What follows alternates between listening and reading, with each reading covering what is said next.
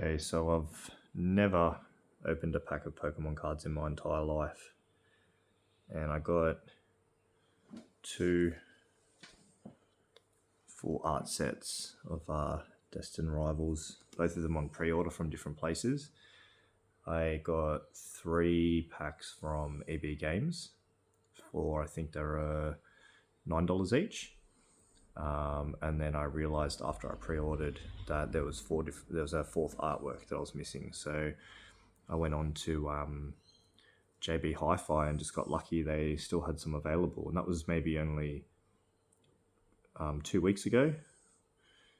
It released 2 days ago here in Australia. So got pretty lucky to be able to order an extra 5. And yeah, just by complete chance, I got sent out 4 different artworks and then doubles of the Cynthia from JB Hi-Fi that was delivered to my house via the pre-order in the mail, and it was actually here on Friday morning, so that was pretty good. And then I went into EB today, and I got to pick the ones I wanted. So I just said, yeah, just give me one of each of them except for the Cynthia. So yeah, that way I managed to get 2 of each, and I wasn't gonna open any. I was just gonna keep them, but I was a bit bored not too long ago. I was on YouTube just wondering, are they weighable? I've always kind of been curious on this sort of stuff, especially when you buy like older vintage packs. I've got a bit of a collection here. I like Mew and Mewtwo, so I was sort of running out of like somewhat affordable cards to buy. So I started buying sealed boosters, and being that some of these packs are pretty old, you know, obviously secondary market's the only way to go. So you just never know when you're buying off random people off the internet if you're going to get stuff that's been like kind of picked through or weighed or resealed or whatever. So I've always kind of been interested in like how the whole weighing thing works. So I just watched this video, and I watched 2, and it kind of seemed to me like they weren't that weighable. Like in both videos, the sort of the lowest range,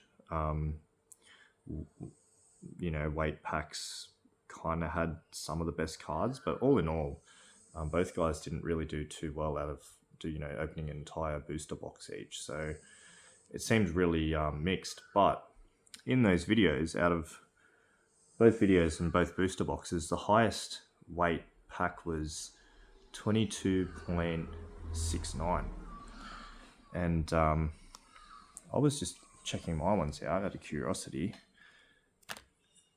and came across this 22.77. So I'm gonna rip it open. That sort of fluctuates, but I've weighed it a few times and it sits around 22.76 most of the time. That's the number it's happy with. So yeah, I'm gonna give it a crack. Like I said, I've never done this before, so I'm just gonna have to hold my phone with my legs. That's it there.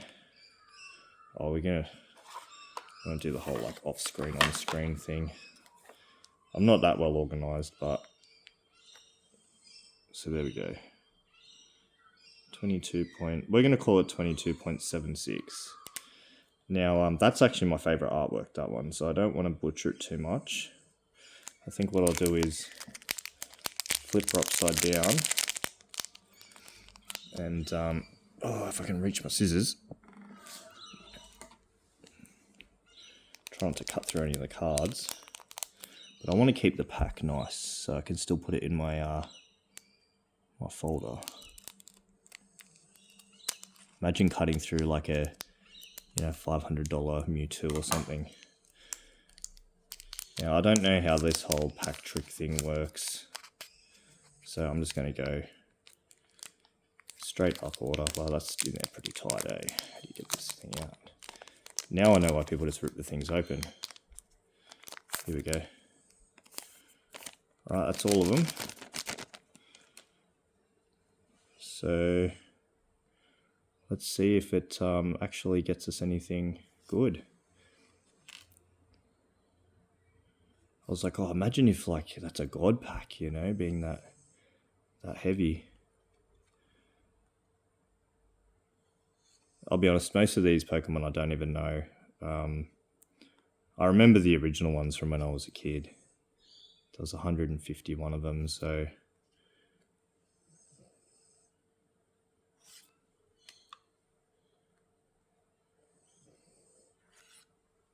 But yeah, this will be interesting if it's not anything mental. That's reverse hollow, that one.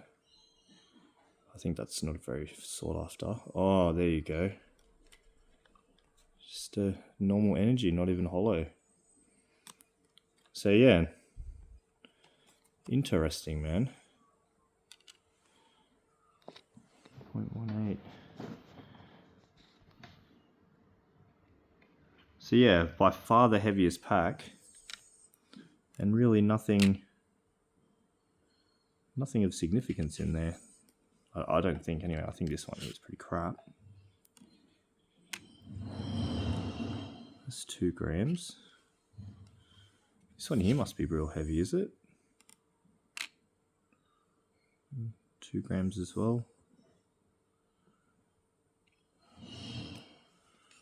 And then, yeah, all those are just normal, I think. There's nothing... Just double checking because I was kind of looking at the phone screen. Yeah, nothing. Wow. Well, that's a myth busted. Myth busted. And just for comparison, so like I think these were the lighter ones. That's 22.59 and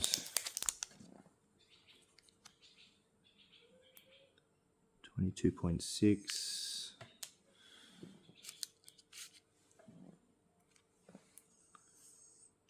22.6. That's, they're folded, they're not cut. I had to fold them to fit them in there.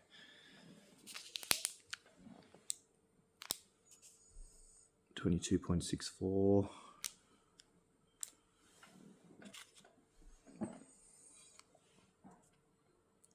22.65. Folded, not opened, not tampered with. To be honest, I have no interest in opening Pokemon cards, man. Like, I'd rather just buy the ones that I want, you know, but I kind of got a little bit sucked in just from, you know, I really wanted this one, and then kind of came across those, and it just worked out better for me to buy a full art set of the Shining Legend, so I ended up with those 2 as well. I wanted that. Fusion Strike, that wasn't too expensive, actually. I got 2 of those in a box.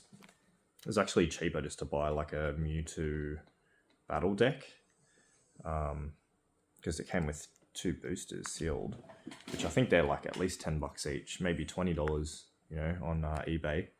By the time you pay the eBay fees and all that kind of stuff. I got them on Facebook Marketplace. They were kind of just chucked in with a bit of a package.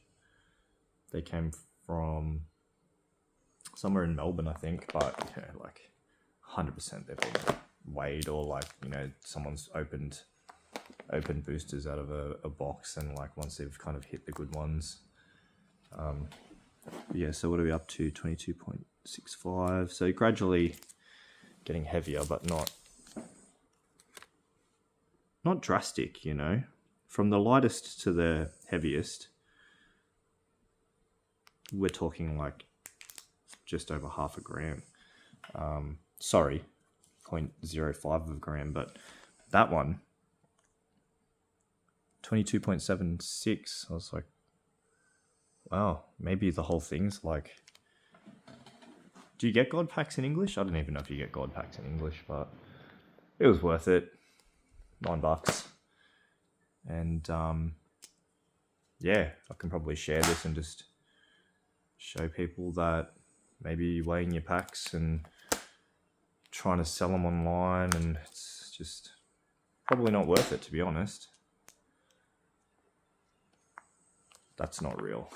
I fucking wish. That one and that one, that's just a fan art card. That's the guy who made this on eBay. I actually asked him to make this for me. He didn't even know it existed. Okay, it's pretty faded, but I was just like, yeah, I would never ever own that. I think they're selling for like 10 grand at the moment. So, but I technically had it before anyone else.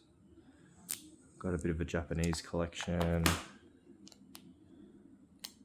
Sorry if you want to see the cards in detail, but don't really have time. I've got a few trainers, not many.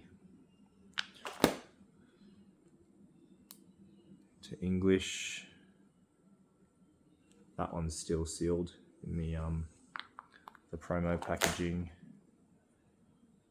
I think maybe my Mewtwo is also sealed. They're not duplicates, they're different. That's Mewtwo stamped, standard. I accidentally ended up with 2 of the reverse hollows. I think I forgot I bought one. That was the very first Pokemon card that I bought years and years ago as an adult. Had a few as a kid, but I was never really into it.